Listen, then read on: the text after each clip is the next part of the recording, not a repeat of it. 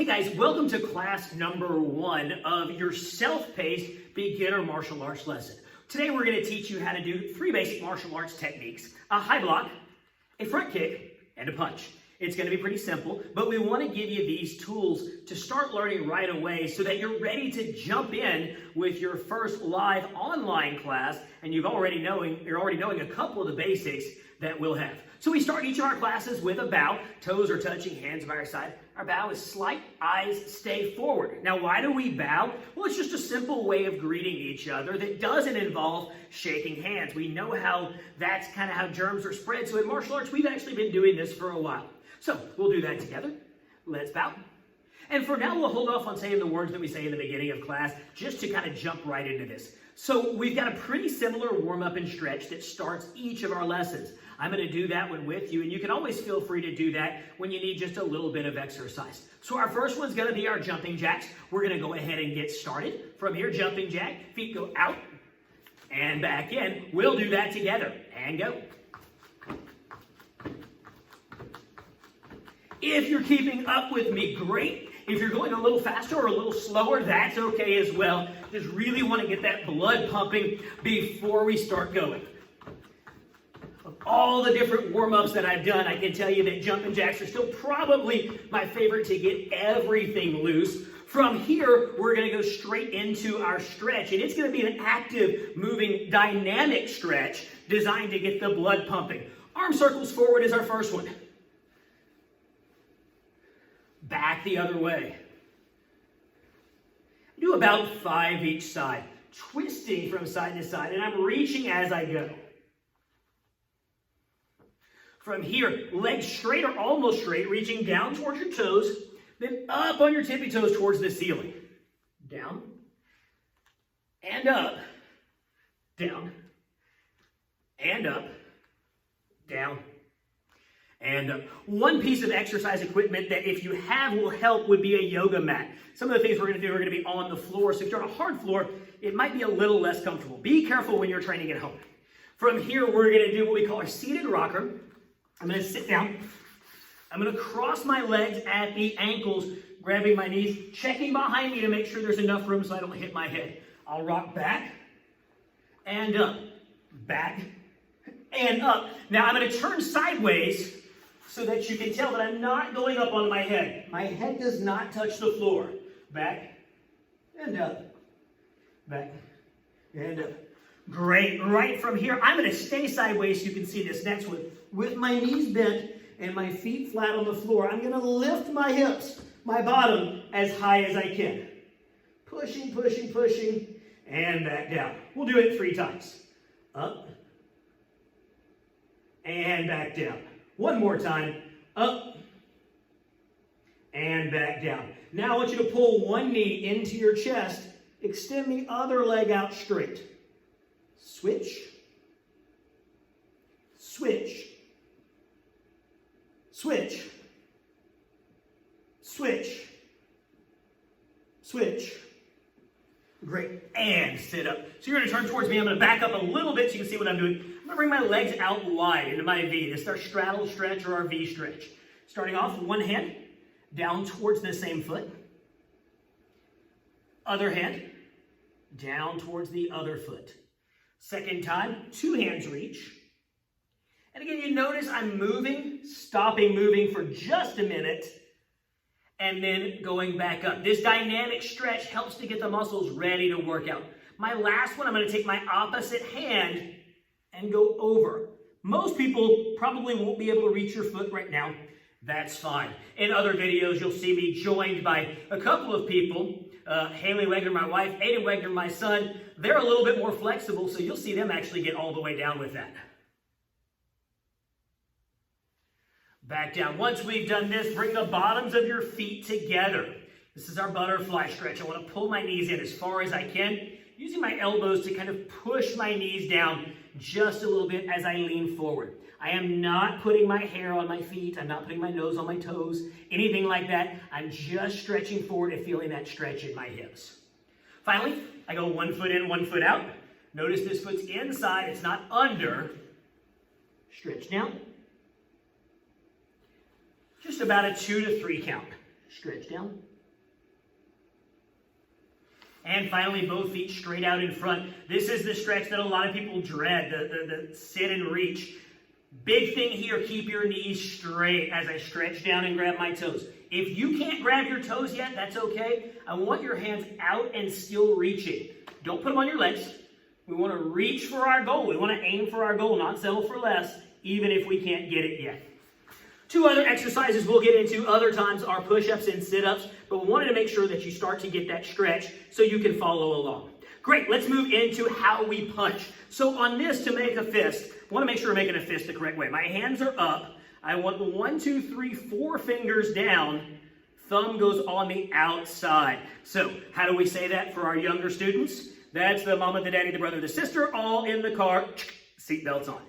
All right, some of you are doing this at home or a little bit older. That's okay, still easy concept to understand. Thumb here, thumb never inside.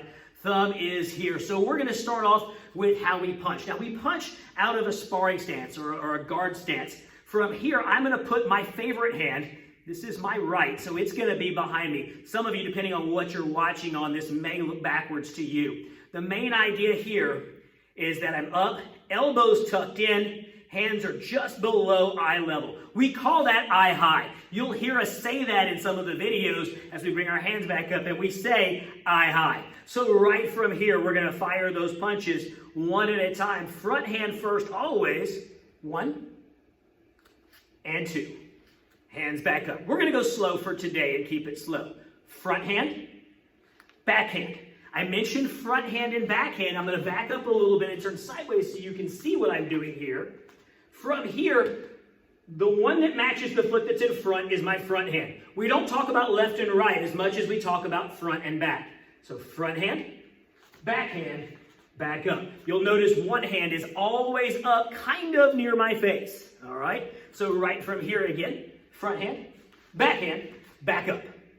Front hand, back up. 1, 2, back up. I want you to try that 5 times fast. Think about making sure, boom, boom, back in and pause, not here. I don't want those arms getting wild. Nice and tight, boom, boom. So go ahead and do your 5 right now if you haven't already done them. Awesome. So let's get into our blocks and learning some of our basic blocks. The first block we're going to do is our high block. It comes from here, and we're going to get into a different stance. So before we were in that sparring stance, now we're going to get a little more traditional martial arts in what's called a sitting stance. The way to make a sitting stance, big step, toes front, bending my knees. My back is straight up and down, so I'm not bent over like this, and I'm right here, my hands at my side. Much more traditional martial arts pose, and it's used for training and focusing just on the top half of our body while building the muscles in our legs. Our high block is going to happen by driving up, bringing my elbow up so that my hand covers all of my head. You see a slight angle. So my elbow shoots up, high block. Elbow shoots up, high block. Elbow up and high block. Elbow up and high block. Hopefully you're doing these with me. Elbow up and high block. Elbow up and high block. Now, whenever we practice one side of the body, we always practice the other side. We don't have a good side and a bad side at Tiger Rock. We have a favorite side and we have a practice side. So I want you to use your other side now, and same thing on your own from here. Practice 6 times driving that high block up over your head. Hopefully you're doing that right now. If not, go ahead and do it. If you have any trouble, you can always pause and back this video up just a little bit to pay attention again to what I did. Great, we're to the last part, and that's our front kick. Now, before we can kick, we need to understand some things about balance. So, in a natural position, the way you naturally stand, my shoulders sit right over my hips, which are over my feet. This is going to give me balance. It's important when I get onto one leg that I do the same thing. I need to balance on one leg. So to do that, I can't be leaning one way or another. So we're going to bring that hand up. This is a relaxed guard position, meaning I don't have one foot in front, but instead both feet are even. I'm going to lift one foot, keeping it inside my elbow. I know I'm wearing all black. That can make it a little tough to see, but my knee is coming up inside my elbow. So up inside my elbow. 1, 2, 3, and back down. Inside. 1, 2, 3. Do that both legs if you haven't done it yet. 3-second holds on each side. And as you're doing that, I want you to watch as I explain what this looks like sideways. So again, you notice my back is up straight as you're practicing these at home. My toes are also up. I'm not pointed down. My toes are up. Hopefully you can see that. So again, as I lift, I'm up with my toes out. Now for a front kick, I'm just going to extend out, back in, and right back down. So from here, up, out, back in, and down. Up, out, back in, and down. Out and go. We'll talk about your toe position later, but I do want my toes pulled back, striking with the ball of my foot. So from here, back in and down.